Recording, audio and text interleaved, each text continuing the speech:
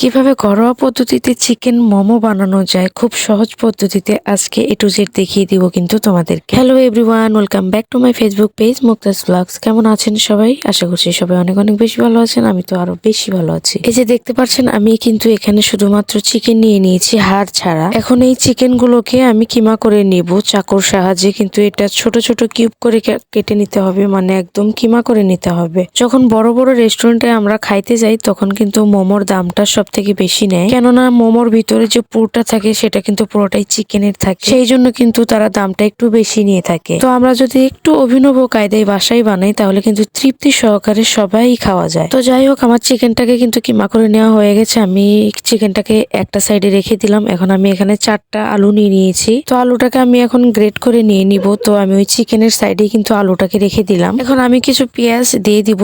পেঁয়াজ আমি কুচি কুচি করব না, এই পেঁয়াজটাও আমি গ্রেট করে দিয়ে দিব, তাতে করে এটা অনেকটা স্মেল ছড়িয়ে দেয়। 2 থেকে 3টা পেঁয়াজ দিয়ে দিয়েছিলাম। তো আমার পেঁয়াজটাও গ্রেট করে নেওয়া হয়ে গেল। এখন এই পেঁয়াজটাও আমি ওই চিকেনের সাইডে রেখে দিব। এখন আমি কুচি করব আদাটা দিতে হবে, কেননা আদা দিলে একটা যে ফ্লেভার থাকে সেটা কিন্তু অনেকটা ভালো আসে। এখন আমি কয়েকটা রসুনের কোয়া নিয়ে নিয়েছি, রসুনগুলোকেও আমি গ্রেট করে নিয়ে নিব, এতে করেও কিন্তু খাইতে অনেকটাই ভালো লাগে। এখন এগুলা সবগুলোকে একসঙ্গে রেখে দিব। এখন কিছু ধনিয়া পাতা কেটে নিব, সেটাও আমি দিয়ে দিব। ধনিয়া পাতাটা দিতেই হবে, কেননা এটা না দিলে যে একটা ফ্লেভার সেটা পরিপূর্ণভাবে পাওয়া যাবে না। তো ধনিয়া পাতাটাও আমার কেটে নেওয়া হয়ে গেছে। এখন আমি দিয়ে দিব কয়েকটা কাঁচা মরিচ, 1 চা চামচের মতো লবণ দিয়ে দিব। এখন 1 চা চামচের মতো সয়া সস দিয়ে দিলাম, আর দিয়ে দিব 1 টুকরা লেবুর রস। আপনারা চেষ্টা করবেন যে লেবুটা দেওয়ার জন্য, যারা মোমো খেতে পছন্দ করেন। এখন দিয়ে দিলাম গোলমরিচ গুঁড়া। আপনারা চাইলে কিন্তু কালো গোলমরিচের গুঁড়াটাও দিতে পারবেন। আমার ঘরে সাদাটা ছিল তাই সাদাটাই দিয়ে দিয়েছি। গোলমরিচের গুঁড়োটা দিলে একটু ঝাল ঝাল লাগে, খাইতে কিন্তু অনেকটাই ভালো লাগে। তো আমার সবগুলো মিক্স করে নেওয়া হয়ে গেছে, একটা সাইডে রেখে দিলাম। এখন আমি মোমোর যে ডোটা সেটা তৈরি করব। এখানে আমি পরিমাণ মতো ময়দা নিয়েছি, তার মধ্যে লবণ আর তেল দিয়ে জল দিয়ে একটা ডো বানিয়ে নিব।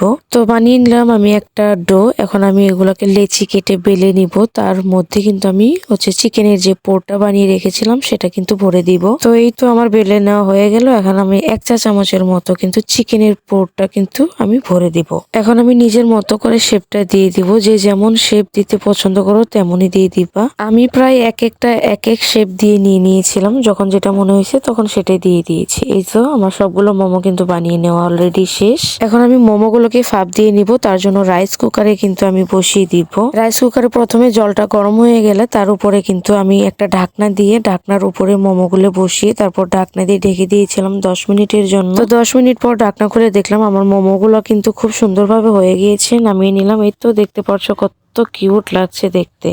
এখন আমরা খেয়ে দেখবো এটা কেমন হয়েছে। আজকে কিন্তু আমার সাথে আছে পিকু। পিকু বলছিল যে ভালো কিছু রান্না করো, অথচ রান্না করে দিলে তিনি কিন্তু খাইতেই চায় না, ওই একটু একটু খাবে তারপরে কিন্তু আর খাবে না। তো যাই হোক, এই যে মোমোটা খাচ্ছি না গাইজ, এটা এত ইয়ামি হয়েছিল কি বলবো, এটা ধারণার বাইরে ছিল, এত টেস্টি হয়েছে। সিরিয়াসলি বলছি গাইজ, বাসায় ট্রাই করবেন এভাবে বানিয়ে খাওয়ার জন্য। আফটার অল অনেক দিন পর কিন্তু মোমো খাইলাম। তো কেমন লাগলো আমার এই আজকের রেসিপিটি? ভালো লাগলে লাইক কমেন্ট শেয়ার করে দিও। টাটা।